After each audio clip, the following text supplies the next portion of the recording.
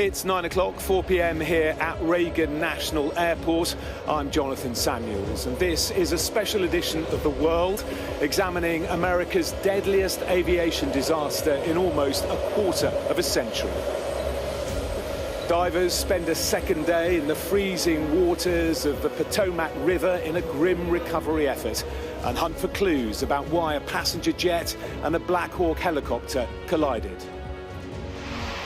As the investigation steps up, the White House doubles down on the president's claims that diversity initiatives have undermined air safety.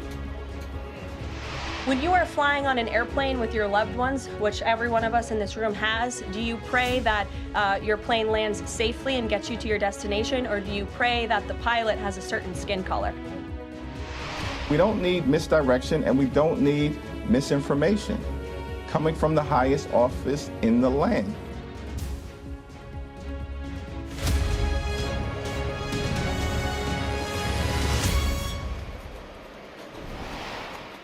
Hello there, good evening from Reagan National Airport here in Washington, D.C., where a nation is asking tonight what went wrong. 2 days ago, American Airlines Flight 5342 was just moments from landing here on runway 33. Instead, the jetliner and a military helicopter collided, plunging both into the Potomac River. Divers are still working to recover the remains of everyone lost. As that grim task goes on, there are new questions about airport staffing. Our partners at NBC News confirmed that an air traffic controller clocked off early on the evening of the disaster, leaving a single person in charge of both plane and helicopter flights. On top of that, intensifying debate and anger among many about President Trump's claims that diversity hiring initiatives have undermined air safety. We begin with this report from US correspondent James Matthews on the aftermath of the disaster. There is footage newly released, no less shocking.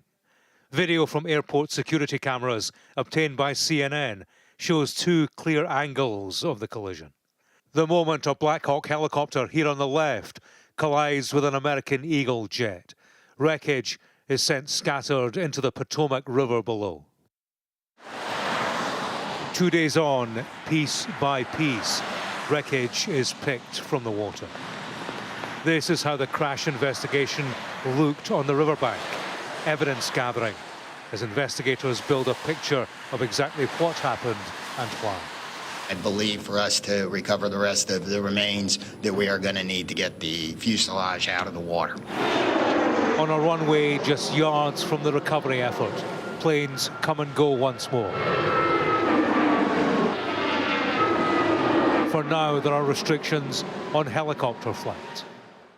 Investigators have recovered the two data recorders from the plane that came down. They've yet to recover the black box from the helicopter. Once again, the White House addressed diversity recruitment. Okay, thank you. In the aviation industry. Do you pray that your plane lands safely and gets you to your destination, or do you pray that the pilot has a certain skin color? I think we all know the answer to that question, and as President Trump said yesterday, it's common sense. Donald Trump had raised diversity as an issue, and he'd pointed the finger at the helicopter pilots. He did so again in a social media post, writing, "The Black Hawk helicopter was flying too high by a lot. It was too complicated to understand, is it?" From opponents. It's not a moment that calls for misinformation and misdirection. From experts, there was perspective. The helicopter has recorders on board. They have yet not been recovered.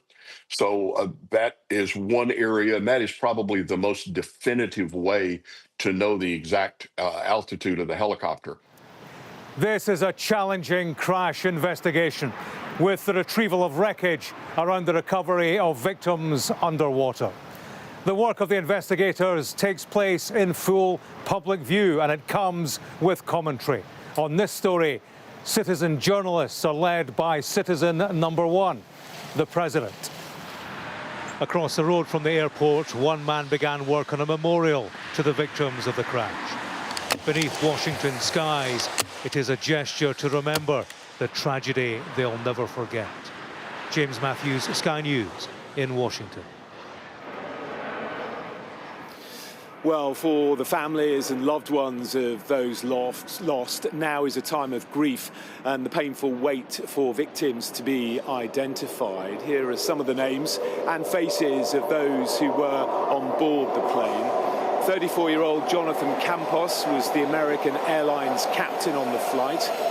His first officer was Samuel Lilly, 28 years old. And the crew also included flight attendants Ian Epstein and 34-year-old Denasia Brown. Among their passengers, Professor Keir Duggins from Howard Law School and police officer Pergentino Malabed Jr. There was also a group of ice skaters returning from national championships with their families and coaches. Former world champions Evgenia Shishkova and Vadim Naumov, a married Russian couple, were among them, as was competitor Spencer Lane and his mother, Christine. Another skater, Jinnah Han, was also on board with her mum. And among the three on board the helicopter was pilot Andrew Eves. Our US correspondent, Martha Kellner, reports more now on the victims.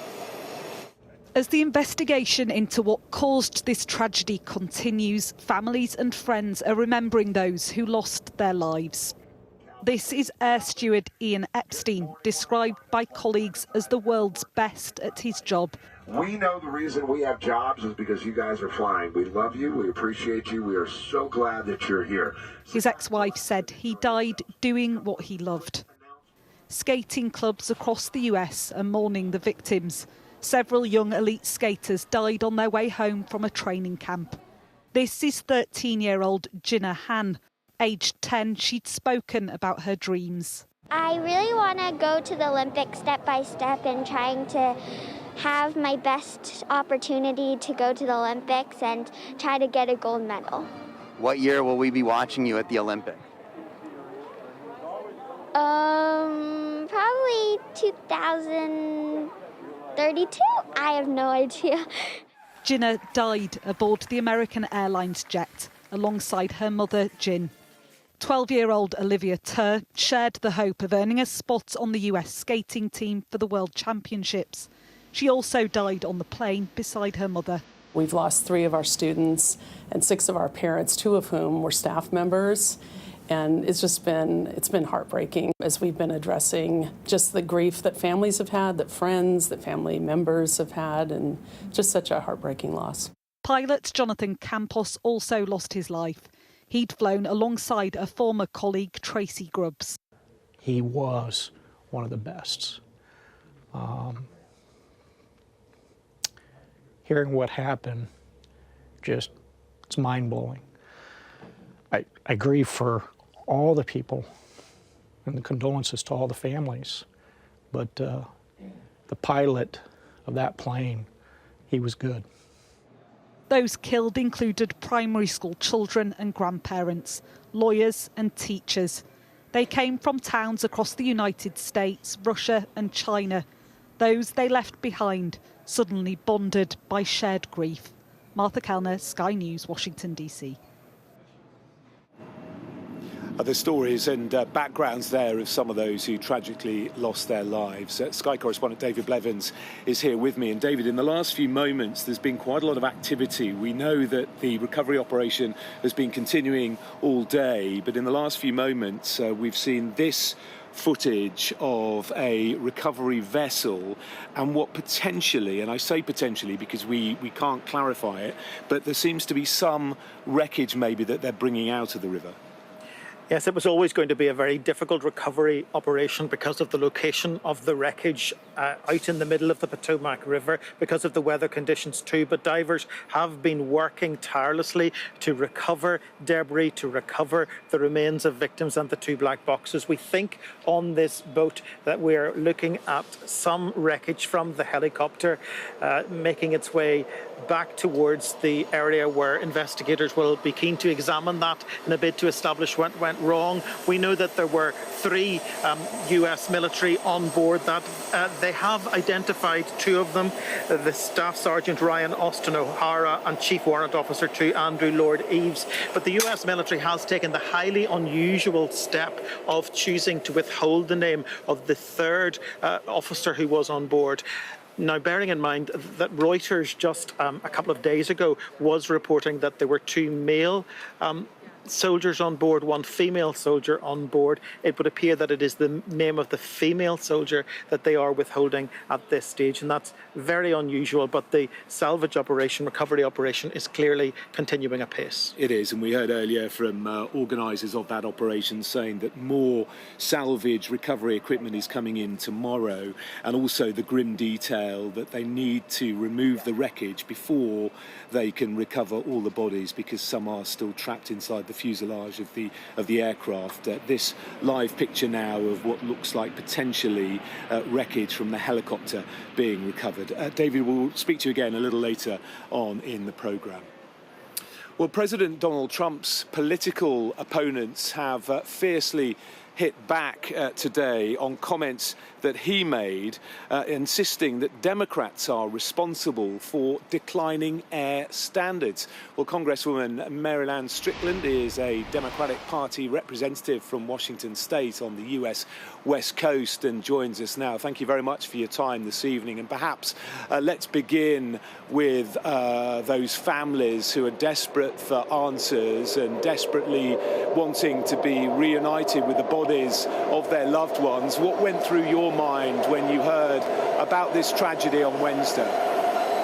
So whenever you first hear of such a tragedy, you hope there are no fatalities. And then as we learn that we didn't believe that anyone survived it, you know, it's out of respect for the families now that we're obviously not telling anyone, naming any names until we recover the bodies. But we've recovered 41 out of 67 so far.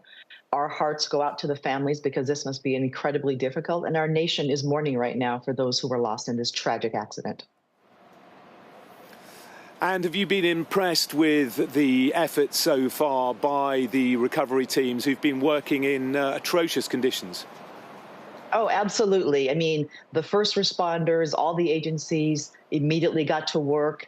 It's been treacherous, as you mentioned, the temperature, the water, the location on the Potomac River, but they are doing everything they can. They are working around the clock. And so they are putting forth a great effort, working very hard and doing everything we can to recover all those who perished in this horrible accident.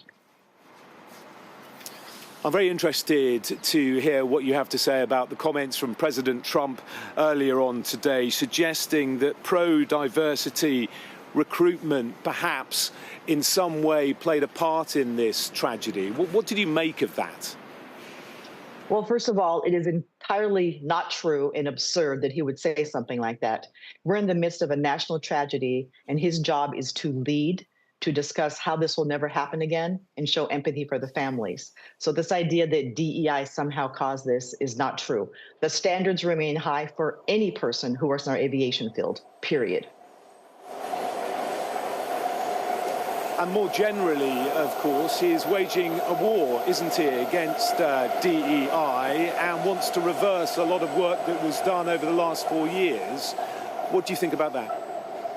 Well, this was part of his campaign platform. So it's not a surprise that he raises DEI whenever he can, but it is appalling and shocking and really unpresidential for him to raise this during such a tragedy.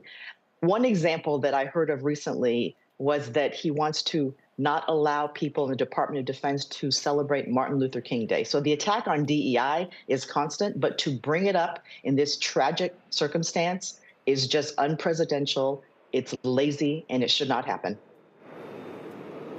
And when critics say that positive discrimination is a problem in the United States, that people are perhaps being given jobs because of their background, because of the colour of their skin, as opposed to their abilities, what do you say to those critics? Well, what I say to people is that DEI never presumes that someone who gets a job is unqualified. You have to be qualified. That is the baseline. But what we know about diversity, equity, and inclusion is that it's good for organizations. You make better decisions when you have people with different backgrounds and life experiences. When you have people who represent the entire beautiful tapestry that's the United States, you're just better, you're more profitable as a business. You make better decisions. Government is more efficient. But I completely reject this idea that DEI is the cause of anything that is tragic like this, and the idea that people who are hired through DEI are somehow less qualified. You must always meet the minimum qualifications, period. We're only a few days into the new administration, of course. Where do you think that this will go over the next few weeks, the next few months? Do you think we'll hear more rhetoric like this from the president? And what impact could that have? So I would say that instead of responding constantly to the barrage of ridiculous rhetoric coming from this administration, we need to focus on a few things. We have a tragedy. Lives were lost. We want to recover those who perished. Families need to be notified. We want to show empathy and respect for them. And at the same time, the National Transportation Safety Board is going to conduct a thorough investigation. There will be a brief report that comes out in probably 30 days, and then a longer one that may take up to a year. But let's show some respect for the people who perished. Let's conduct a thorough investigation and get to what happened. But this is going to take some time. But to throw out hateful rhetoric does nothing to unite this country, especially during this time of national mourning. But do you think when Democrats shout back to President Trump saying what he says is simply insane, do you think that helps the debate when clearly there are many people in this country who do feel that it is an issue, DEI protocol is an issue? Well, I would say this, that talking about DEI protocol during this particular incident is completely inappropriate. So when someone raises this issue as the cause of a tragedy, it is our responsibility to push back on it and to be vocal about it. And by the way, there are Republicans that I work with and that I know, both at home and here in DC, who do not have a problem with DEI. And so I think that the president and people who are extremists in his party have taken this to try to weaponize it and divide people. But look, for example, at the U.S. military. It is diverse. President Truman actually desegregated the Army because he knew it made sense for us to be integrated.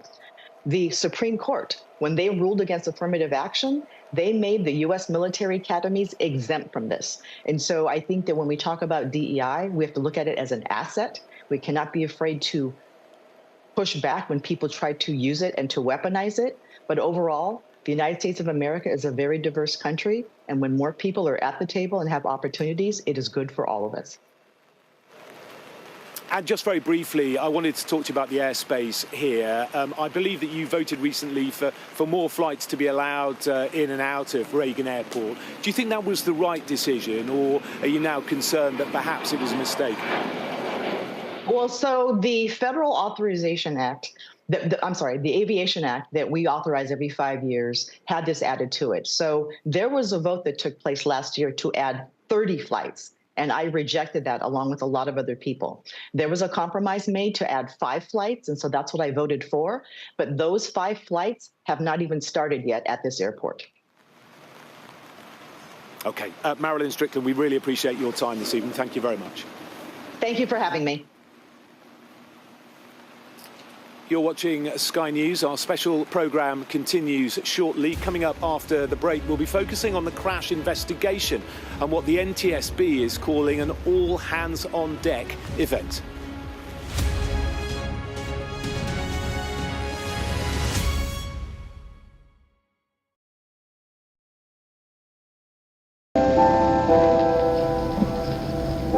I'm Stuart Ramsey, and I'm Sky's chief correspondent.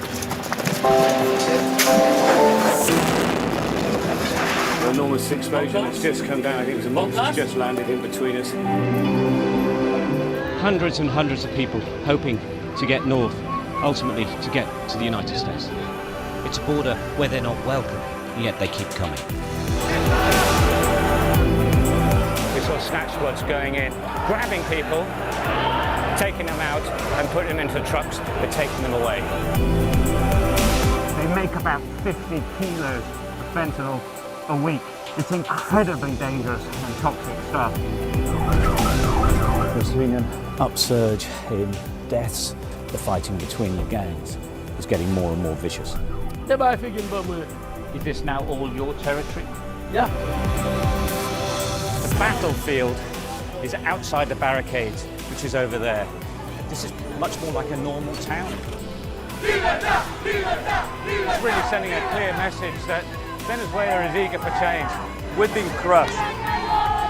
Free from wherever you get your news. We are in the middle of a forest, in a jungle really, and they're attempting to keep these men alive. This is real, hardcore emergency medicine. The information on this could bring down the entire network, not just in Iraq and Syria, but across the world. Sky News, the full story first. Hundreds of thousands of people have been using the beast for years to traverse Mexico, but it is really dangerous. Many people have died riding it.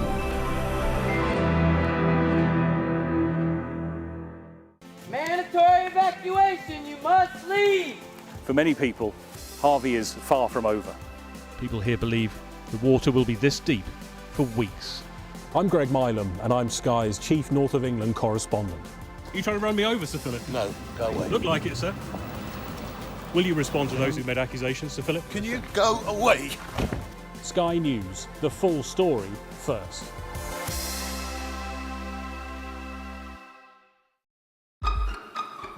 We've got your Sunday mornings covered. From the front page and the sounds of the streets to the voices of the people who make the major calls and big picture politics beyond Westminster. We'll put you at the heart of our story. I'm ready. Are you? Join me, Trevor Phillips, Sunday mornings on Sky News. Weeknights on Sky News. This is your chance. Tell people. Welcome to the Politics Hub. Our police force has apologised. If you want to find out about Grimsby, you come to the docks. I'm live in Jerusalem. Are you not concerned that that could lead to all-out war? Hello there, good evening. There are fears of an upsurge in violence. What's at stake here? You are watching the press preview, a first look at the front pages as they arrive.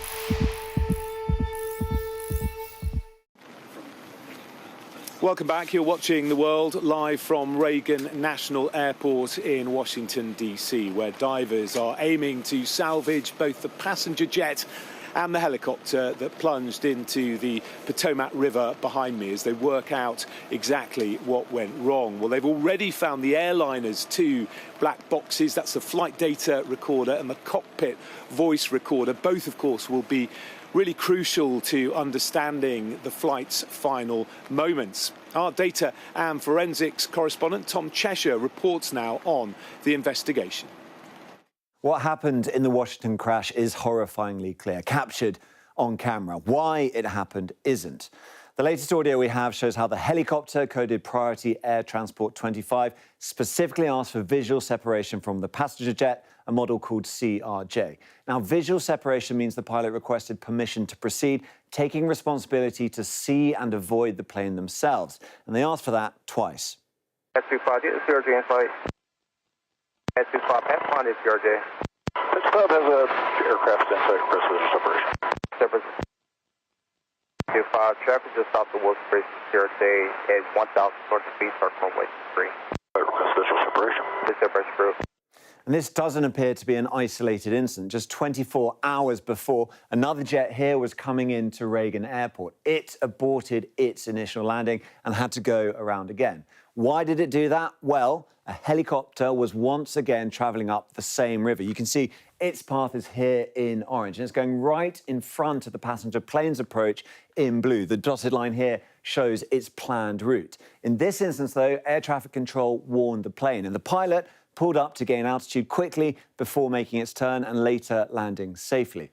For the investigation into Wednesday's crash, the US National Transport Safety Board said it would look at various areas, including operations, human performance, and then finally staffing. Now, this is important because it's been reported by our partner network, NBC, that an air traffic controller left work early, leaving just one person to monitor both airplane and helicopter traffic. Now, the Federal Aviation Administration's preliminary report into the crash said staffing at Reagan Washington Airport was not normal, its words. More generally, this data shows a steep decline in the number of air traffic controllers over the years. But this decline needs to be put in context, because the number of air traffic controllers required depends on the amount of air traffic. And this report also from the FAA shows the level of staff compared to the amount of traffic. And you see over the years, they have more or less tracked with each other. And then there's the question of how does that affect or not affect safety? Fatal air accidents are thankfully very rare, so it's hard to spot patterns in that sort of data. But this shows a more common occurrence, runway incursions. So that's where a plane goes, basically where it's not supposed to be. And this is the number of incursions per million takeoffs and landing. Now, the vast majority of these have no safety consequences at all, but it is a useful proxy of mistakes on the ground. You can see how they've gone up over the years. Actually, recently, they've been falling to pre-pandemic levels over here. Now, bear in mind that one board member of the NTSB, the safety board, said that staffing is likely to only be a small part of the investigation. The videos of the collision are strikingly, shockingly clear. The reasons so far are not. Tom Cheshire there with the latest on the investigation. Well, let's get the latest on the operation now, because things are moving remarkably quickly this evening. David Blevins here with me once again. And David, in the last few minutes, we've seen wreckage which appears to be transferred from the water of the river here onto boats. We've zoomed right in on the recovery operation as far as we can. Conditions have been really tough. We know the helicopter was upside down in the water. The plane itself was split in three. What can you tell us about these pictures?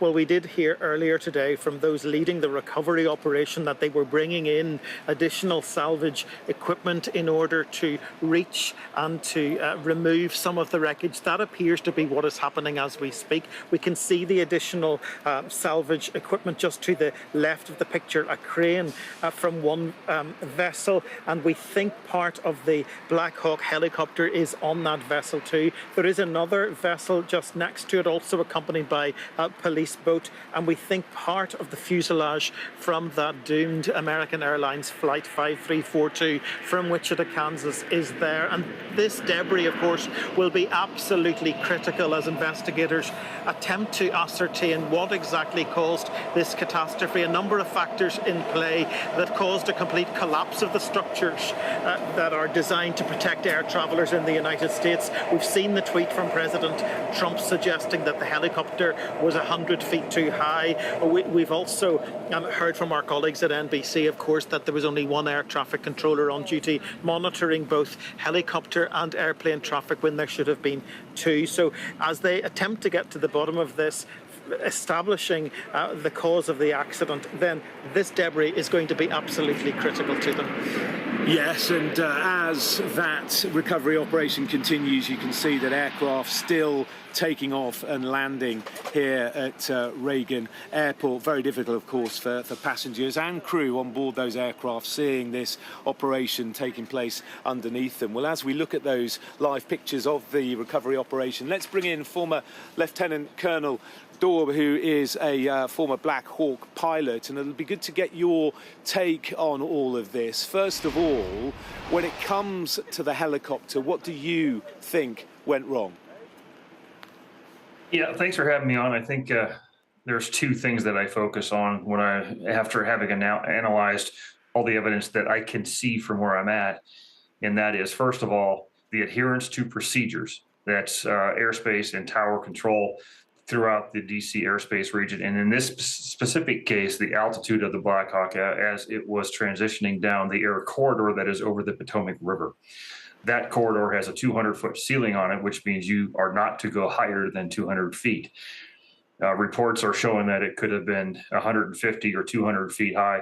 That will be determined through the course of the investigation. But regardless, if it was higher than that ceiling, you start creeping into the airspace that the commercial airliners are using to land and depart from the airport, and that's built like that for a reason. And there are hundreds and thousands of flights that go through these corridors and the fixed wing, of course, every year. So it's well established, it's well understood, and generally well executed. The other thing I'm concerned about is the quality of the communications between the tower and the Black Hawk specifically, and the directions that they gave the Black Hawk and how those directions were understood regarding where the fixed wing aircraft were, the commercial airlines, and what the Black Hawk probably did not see, which was clearly the aircraft they hit. They may have misunderstood which commercial airplane was highlighted by the air traffic control and which one they were supposed to see and avoid. Yeah, so 2 points you've raised there, Darren, both of which are very important. First of all, if it was flying higher than 200 feet, why would that be? What would be the reason for doing that? And secondly, communication with the tower about monitoring the aircraft and potentially monitoring the wrong aircraft. What was the problem there? Why wasn't the instruction clearer? Are you looking at this particular jet airliner? Sure. First, I just want to emphasize the fact that these are hypotheticals based on evidence that I'm seeing, and that's what's most critical. First of all, why would it be above the altitude? Don't know, and that may be a question that we're never able to answer in the course of this investigation because it goes to trying to understand the mindset and the motivation of the pilots and whether or not there was just a simple mistake made, they weren't paying attention. Don't know. Weather does not seem to be a factor in this. Usually the only time you can deviate from a hard ceiling altitude is if it's for safety or for clearance of some sort of obstacle, and weather, by the way. So those don't seem to be in play. We may never know the answer. It's going to take NTSB some time to figure that out. The second thing about concerning the two airliners, when I was flying Blackhawks, normally when I get talked to by a tower and they're trying to clear us from other aircraft in the airspace, they give me directions like, "Hey Blackhawk, call sign whatever you are. There is a fixed wing aircraft at your 11 o'clock at the same altitude, moving north to south, east west, whatever those directions are. Do you have eyes on it?" Then you immediately scan that location and say, "Yes, I have eyes on it," or "I'm looking." And then when you identify it, you tell the tower that you have it. The tower then gives you the direction of what to do after you identify the aircraft to continue the mission or whatever that may be. In this case, the directions were not very clear. There were two fixed wing aircraft, one on landing, one on departure. If what I'm seeing is accurate and my assumptions are correct, they very likely identified the aircraft that was on takeoff as the one they were to pass behind and to continue flight, rather than the one that they clearly did not see and ran directly into without so much as the slightest adjustment in their flight profile, speed, altitude, or anything. That tells me they never saw it and probably identified the wrong aircraft. Yeah, and of course, it's the black box that will tell us more when that is eventually found. And just finally, of course, as a former pilot of these helicopters yourself, your heart will go out to the families of the 3 crew members on board. We know the names of 2 of them. The name of the female on board has been withheld. We're told at the request of the family. This is highly unusual, isn't it? Have you any idea why that might be?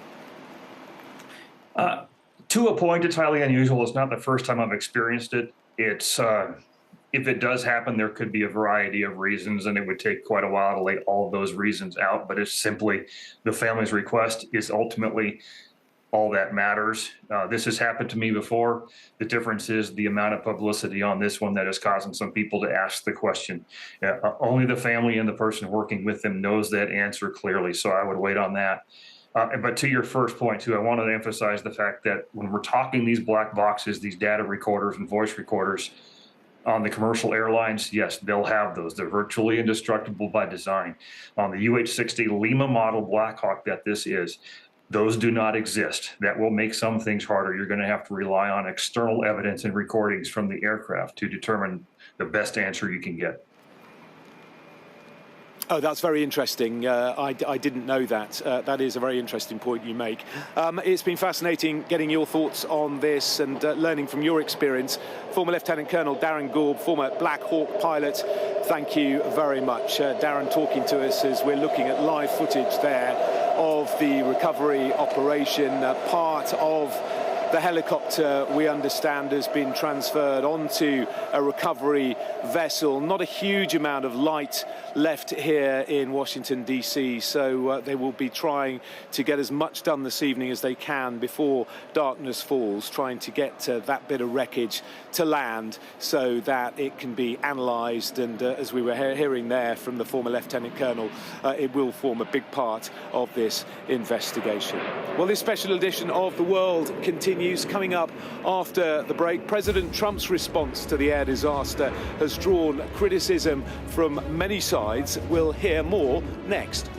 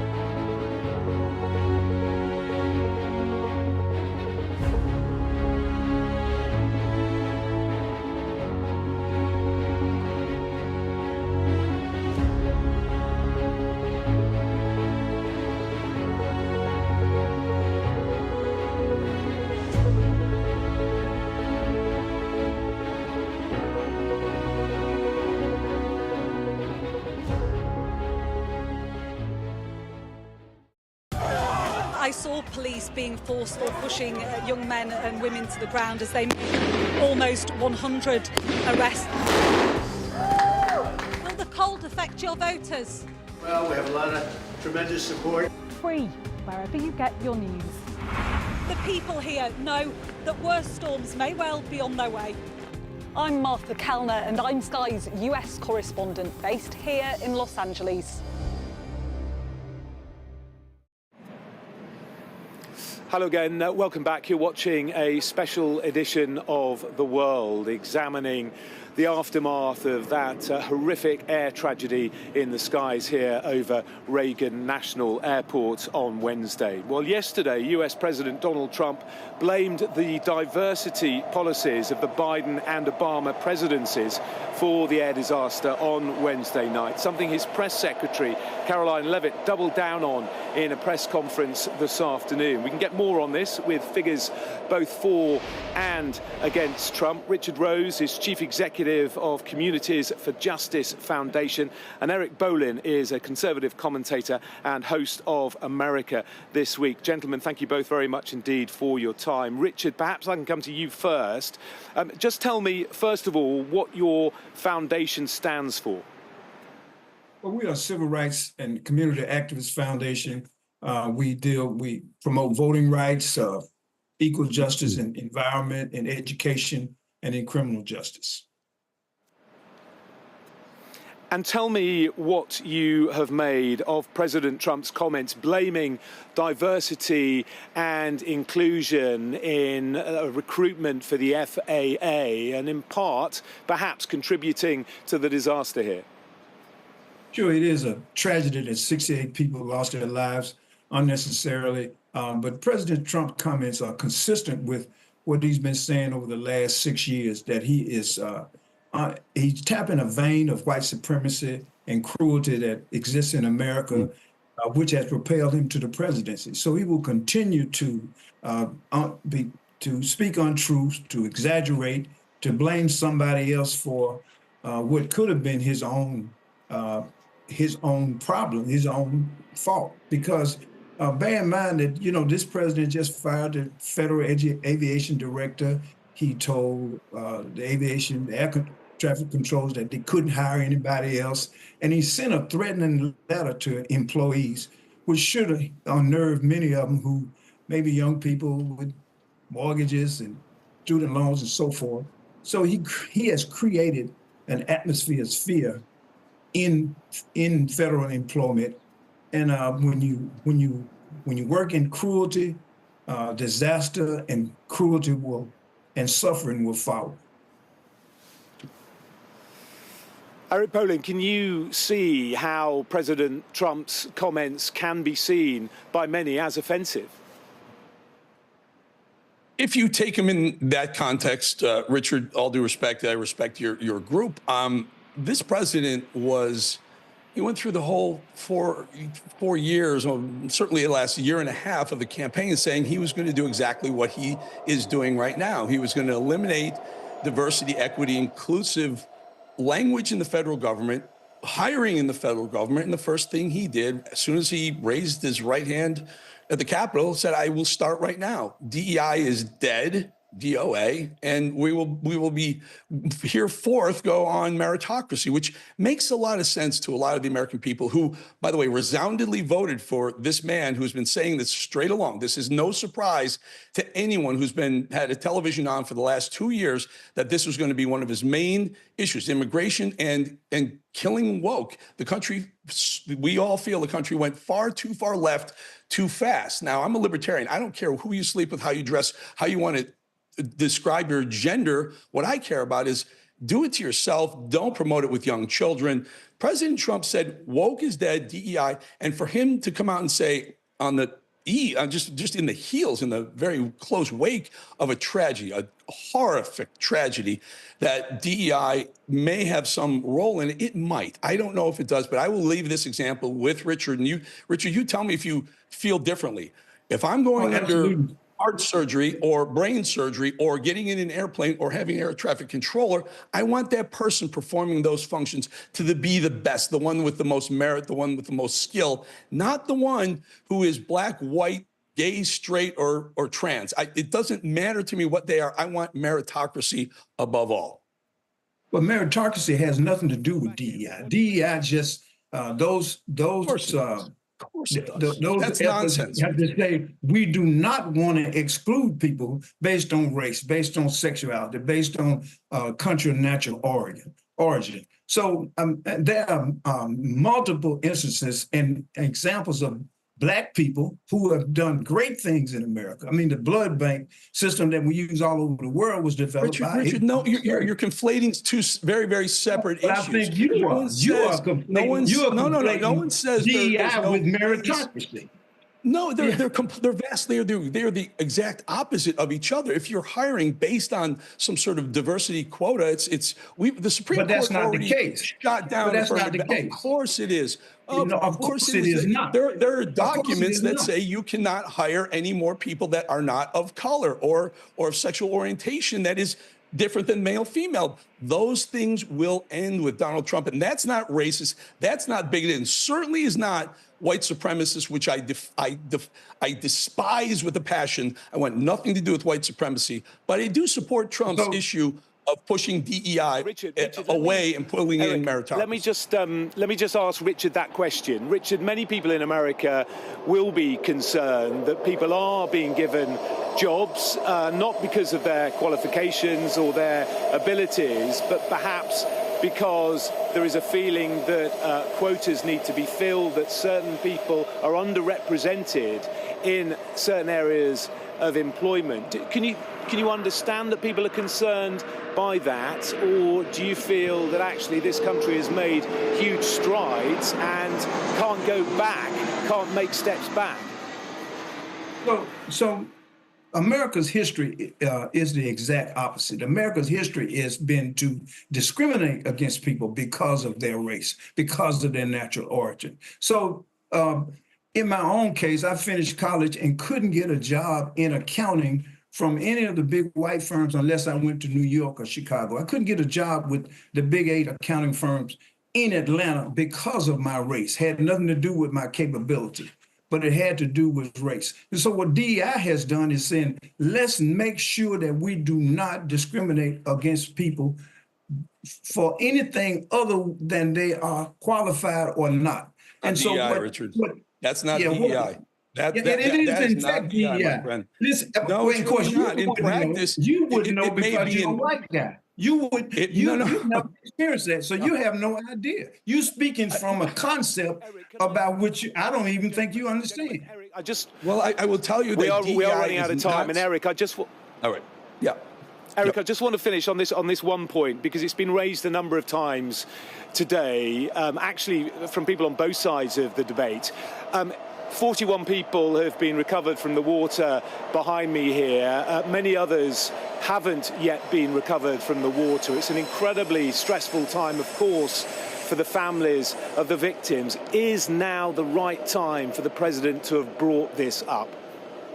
You know, he's no different than he was in 2016 to 2020. He's no different than what he promised. He showed us for the 2 years leading up to the 2024 election. And let's not forget, the American voting electorate resoundingly backs Donald Trump, the man, the guy who did the same type of things for the last 12 years at least as a politician. They knew what they were getting, and here's what you get. You get a guy who gets sworn in, starts deporting people on day one, and starts cutting the DEI programs across the board because he said he was going to. If they didn't like that, they wouldn't have given him all 7 swing states and the popular vote and 312 electoral college votes. And so that makes his cruelty okay. Right, listen, we must leave it there. We are out of time. Apologies to both of you for not having longer to debate this. But Richard Rose, Chief Executive, Communities for Justice Foundation, Eric Bolling, Conservative commentator, thank you both. Thank you. In the last few moments, President Trump has been speaking at the White House. Let's listen in. President, on the crash, do you have any concerns that your commentary about things you have described as common sense or your observations could in any way interfere with the thorough investigation of the crash? No, I think they'll do an investigation. It'll probably come out the way I said it. I like to put it up front. I'm so tired of listening to things happen to our country and then people say we'll do an investigation and 3 years later they come out with a report that nobody looks at. Especially, not in all cases can you do that, but in this case, you know, you had a helicopter that was, the Black Hawk was too high. It was above the 200 limit by double. Shouldn't have been there. And there were some other mistakes made too, and I pointed them out also, and I was right on all of it, but they'll still do an investigation just to check it out, but I think that's what you're doing. Chief, are you at all concerned about opining about the Army and the conduct of that aircraft when you are Commander-in-Chief and these are the people who report to you, and there's an investigation on that? This was all caused by bad rules, regulations, and other things by Biden, the Biden administration. And when you look at the way they ran things, in fact, if you look, we hired, one of the first things I told them to do is say, get talented people in those beautiful towers overlooking runways. You better get them in there fast because we don't have people there that are qualified. And you knew that because planes were landing very, very late. They were circling all over the place. We had people that didn't know what the hell they were doing. And if you look, excuse me, and there are other excuse me, we have to have the best people, the smartest people, the sharpest people as control tower experts. And that's what they have to be. They have to be experts, and they have to be very smart. And we didn't have our best. And if you read the quote that I read yesterday at the news conference, it talked about people that were psychologically injured were okay, and people that had lots of problems were okay. I'd read it again if you'd like me to, but I don't think I have to waste your time. Donald Trump there speaking from the White House in the last few moments. David Blevins still with me, really repeating what he's been saying for the last 24 hours or so. The helicopter was flying too high. He seems pretty convinced about that, and also doubling down on this rhetoric, this criticism of diversity and inclusion recruitment within the FAA. Yes, despite intense criticism of the US president for politicising this disaster within 12 hours of it occurring. He has doubled down again, blaming the Biden administration for diversity policies, something his own press secretary Caroline Leavitt also said at a press briefing in the White House a short time ago. But as he speaks, the recovery operation is well underway here on the Potomac River in Washington. We're looking at a salvage vehicle, and we understand at least a part of the debris from that Black Hawk helicopter, which the president appears to be so focused on right now, has been raised from the water and is on board that vessel. You can see another police vessel in between the two with flashing lights, and then there is another boat which we think has part of the wreckage of the plane on board. If that's the case, as it would appear to be, then they are making significant progress. We know the recovery operation's been going on for a long time. They've recovered 41 bodies, 28 of them formally identified at this stage. But in addition to what's contained in the black boxes, this debris will be critical for those investigating what went so dreadfully wrong on Wednesday night. It has been a very busy day, as we know, here at Washington National Airport, with planes taking off and landing very regularly, and yet there have been more than 150 cancellations here today because runway 33, where that American Airlines flight was scheduled to land on Wednesday night, is closed, we're told, as part of this recovery operation. Now, I can only assume that's because passengers would be able to see what's going on in the water. I can't see any other reason why they would shut the runway, but it tells you just how busy a runway this is, because it's constant, the traffic, and yet 150 flights have been cancelled today. The other thing that's happened, of course, is that they have imposed strict restrictions on helicopter traffic in this area, closing 2 paths used very regularly and limiting the area between the bridges, which many people will know just north of the airport, and the airport itself, to just police and medical helicopters until they're able to evaluate exactly what may have caused this situation. But as we say, the president would appear to be focused on the helicopter. There's other focus on whether or not there should have been 2 people in the air traffic control tower as opposed to 1 at that time. But despite all of those political and investigatory questions, the focus, of course, must be on the fact that this is an immense human tragedy. 67 people got onto a plane and never came off it again, and that's what these people are now focused on, recovering those remains. Divers in the water all day, working in very, very challenging conditions to try and bring some sense of closure to so many people who are mourning their loved ones.